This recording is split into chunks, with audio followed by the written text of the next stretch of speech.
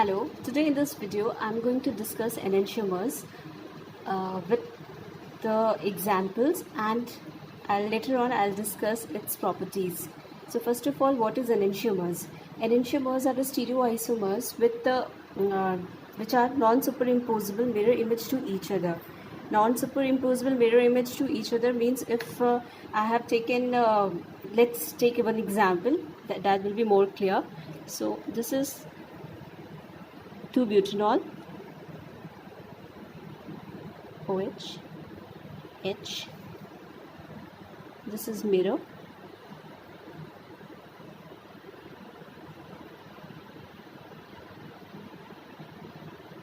H. This is, let's take 2-butanol. So first of all, I'll do its RRS. So first 1, 2, 3, 4. 1, 2, 3. S. Fourth group is below the plane, so it will be S. So this is S2-butanol. 1, 2, 3, 4. 1, 2, 3. R. Fourth group is below the plane, so R. This is R2-butanol. So these are two molecules of one is S2-butanol, another one is R2-butanol. So if I will put this S2-butanol over this R2-butanol, it will not superimpose, it will not overlap, because this side is CH3. Okay, when I'll just take this and put it here. So this side CH3 will come, and this side, this CH3 will come. So enantiomers are a type of stereoisomers which are non-superimposable mirror image to each other, and enantiomers are always in pair. For example, you can see here, if one is S2-butanol, another one will R2-butanol.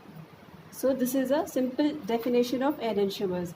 And another point for enantiomer is that enantiomer have opposite descriptor. Like you can see, if one is S2-butanol, another one will be R2-butanol.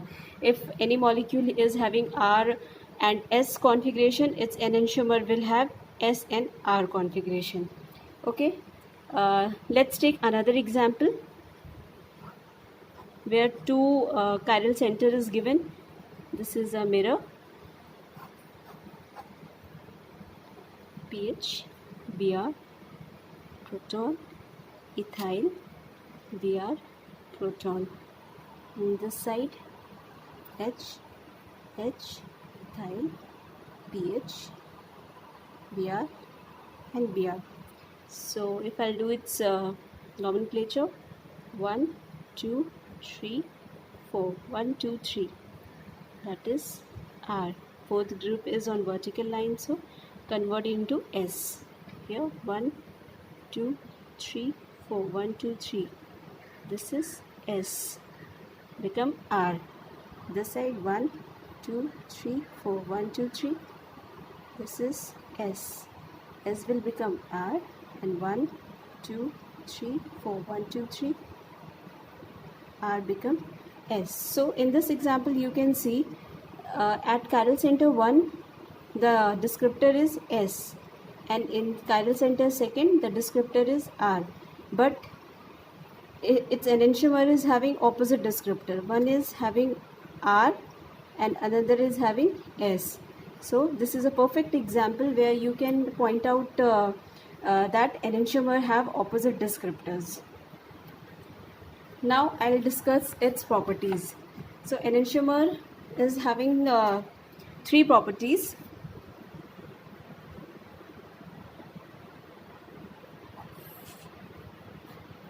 First is physical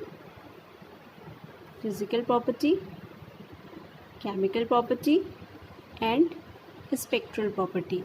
Why I am discussing these properties? Because in CSIR net exam and gate examination, and nowadays in all type of competitive examination, they ask the properties of enantiomers, diastereomers, that physical properties of enantiomers are same, or chemical properties are same, or spectral properties are same or different. So it's like a good MCQ question nowadays in competitive examination. That is why I have taken this property explanation of enantiomers and diastereomers. Later on I'll discuss diastereomers.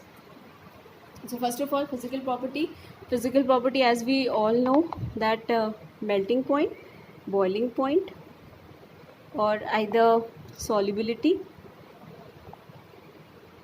or either refractive index. So all the three physical property, melting point, boiling point, solubility, refractive index of enantiomers is same. So it's very easy to remember. Now second come to chemical property. So chemical property, yeah, for chemical property we have to see whether the molecule is like chemical property is further distinguished into achiral medium and chiral medium. Why I am saying chiral and achiral medium? Because in chemical properties generally involves solvent, reagent, catalyst, and then product. So if we have taken different combination, then different result will come. So let's discuss its combination and result. So overall I can say all chemical properties of enantiomers in achiral medium is identical. Okay, properties are identical in achiral medium, but in chiral medium, so chiral medium, it may be different.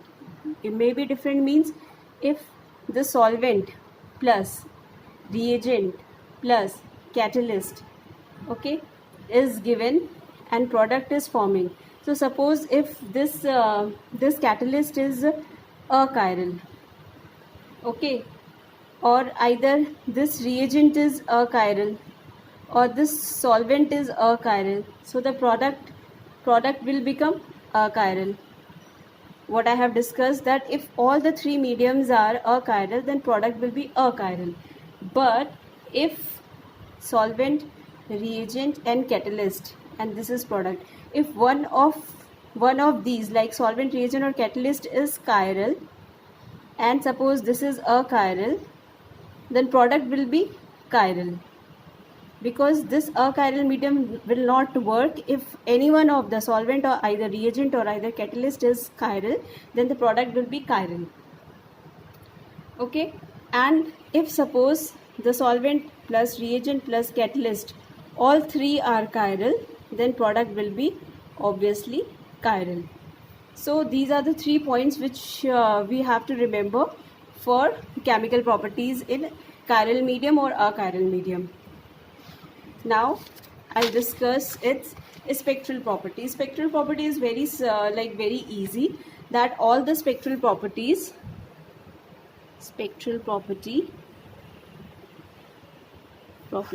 so all the spectral properties of two enantiomers are identical. All are identical. Like physical property, spectral properties of two enantiomers are identical.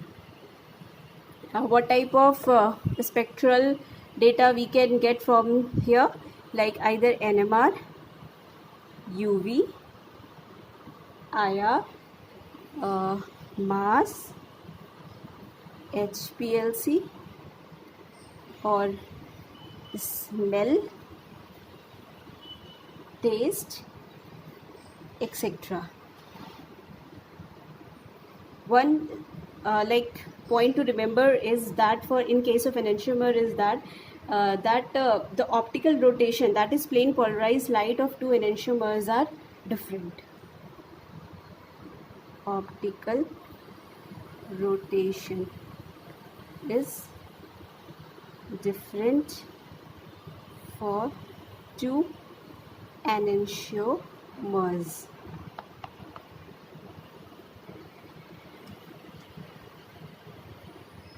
So this is all about enantiomers. I'll take another topic that is diastereomers, and I'll discuss in my next video.